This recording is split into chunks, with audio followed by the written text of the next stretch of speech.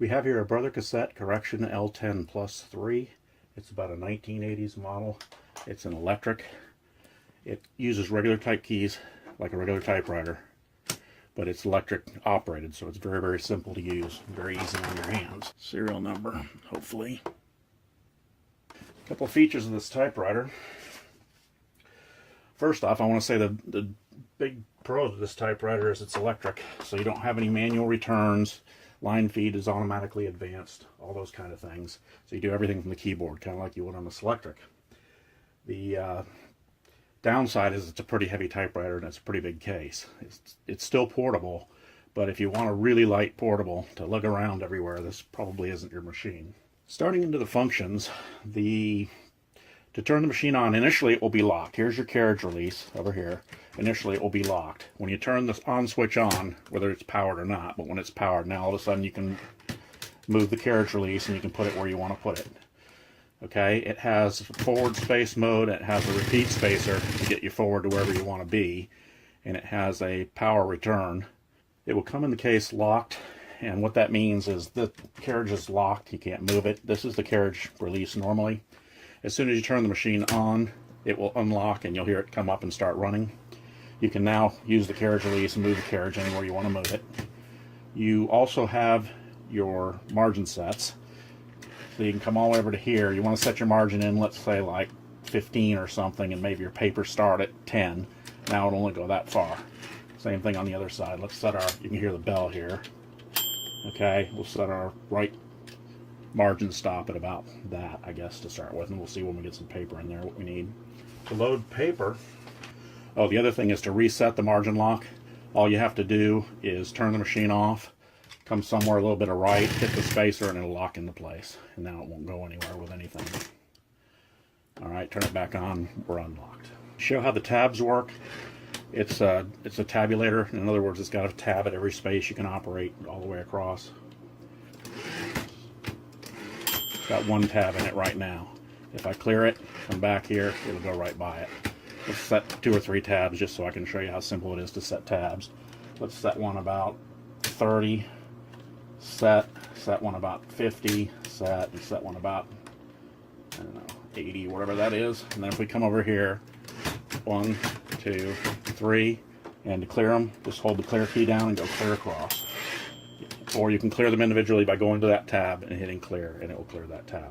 This allows you to set print, stencil, or correct. As you see, the ribbon is a black-white ribbon, and the white is a correct side. So if you're going along on print, stencil is not something anybody uses anymore. That was for doing mimeographs 100 years ago.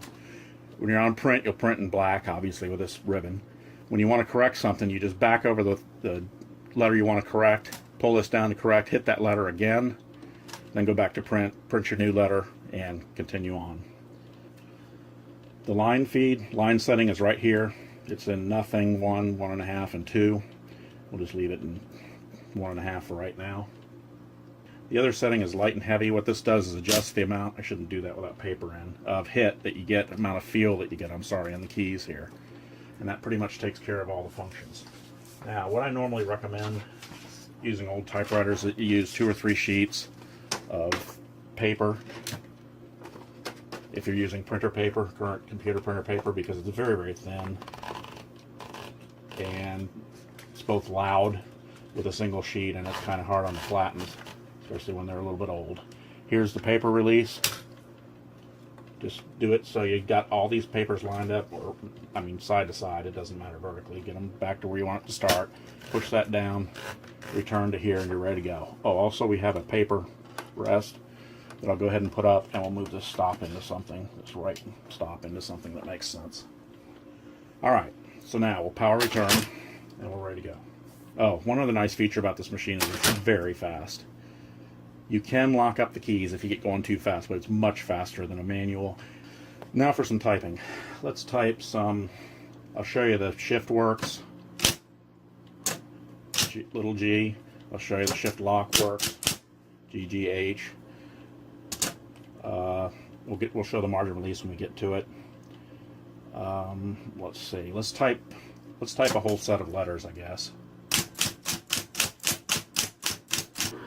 As with the other machine, I decided it was kind of silly just to type showing from a ways back and you not be able to see anything, so I'm going to do it again. First, I'll start left to right across the top.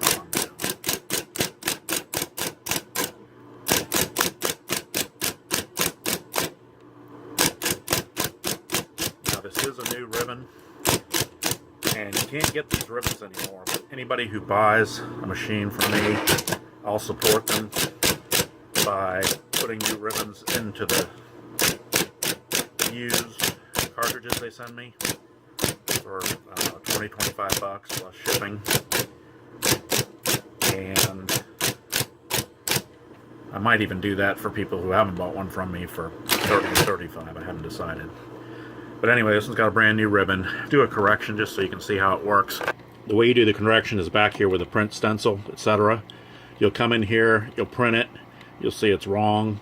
You'll go power backspace, correct. Okay, hit the key again that was the wrong one, power backspace, go back to print, hit the key that you want, and continue on. So we'll do that now quickly. Okay, let's type shoebox. And we type shoebox, which doesn't work. So we'll correct, power backspace, hit the Z. You can see it's gone now. Go back to print, power backspace, hit the X, and that's what you got. Now let me roll this all up so you can get a good idea. This new ribbon looks spectacular, and all the typewriters, the L10s I sell, will come with a brand new ribbon. You can see that correction on the X is virtually perfect. Way beats just about any other system I've seen for liftoff or whatever. The white ink works really well. That's about it, I think.